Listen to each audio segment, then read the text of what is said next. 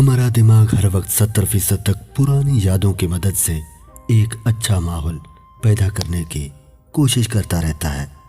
دنیا میں ہر قسم کے لوگوں کا حافظہ ایسے تیز نہیں ہوتا جیسے کرد خواہوں کا ہوتا ہے۔ ہر وہ شخص جو شادی کا گہری نظر سے جائزہ لیتا ہے وہ اس نتیجے پر پہنچتا ہے کہ یہ ایک قسم کی غلامی ہے۔ آپ بھلے اپنی زندگی سے خوش نہ ہوں، پر کچھ لوگ ایسے بھی ہیں جو آپ جیسی زندگی جینے کے لیے ترستے ہیں۔ عورت راز نہیں چھپا سکتی، بلکہ اس راز کو چھپانے کے لیے دوسرے کو دے دیتی ہے۔ جب لوگ آپ سے کہتے ہیں کہ آپ بدل گئے ہیں تو اس کا مطلب ہے کہ آپ اب وہ کام نہیں کرتے جو وہ چاہتے ہیں، لیکن حقیقت میں کچھ بھی نہیں بدلا۔ عورت کا پردہ کرنا شہید کے خون سے زیادہ افضل ہے۔ وہ معاشرہ بہت جلد تباہ ہو جاتا ہے جہاں عورت سے رائے لی جائے۔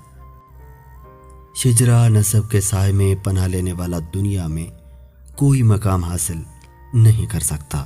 موت لکھی نہ ہو تو موت خود زندگی کی حفاظت کرتی ہے، اور جب موت مقدر میں ہو تو زندگی خود جا کر موت سے لپٹ جاتی ہے۔ انسان کی تعریف سے زیادہ اس کی خامیاں اسے ہنرمند بناتی ہیں۔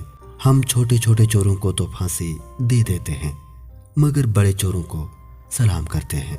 جب تم کسی ملک میں چوروں کا حکمران بنتے دیکھو تو سمجھ جانا وہاں کی عوام بے شعور ہے۔ ناکامی کی سب سے بڑی وجہ یہ ہے کہ انسان سمجھتا ہے کہ اس کے پاس وقت بہت ہے۔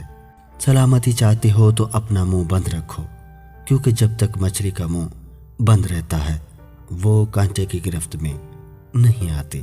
موت کا ذائقہ سب کو چکھنا ہے، لیکن زندگی کا ذائقہ کسی کسی کو نصیب ہوتا ہے۔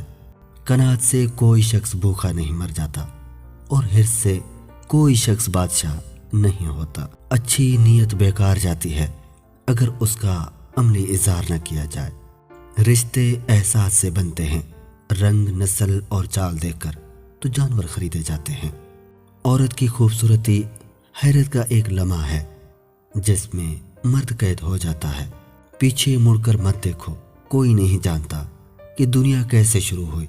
مستقبل کے بارے میں نہ ڈرو، کچھ بھی باقی رہنے والا نہیں ہے۔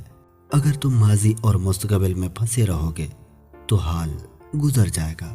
جب آپ کو ہر کام مشکل لگے اور آپ تھک جائیں تو آپ ہر کام کرنے سے پہلے یا فتحوں کا ورد صبح سویرے گھر سے نکلنے سے پہلے ضرور کریں، آپ ایکٹیو ہو جائیں گے۔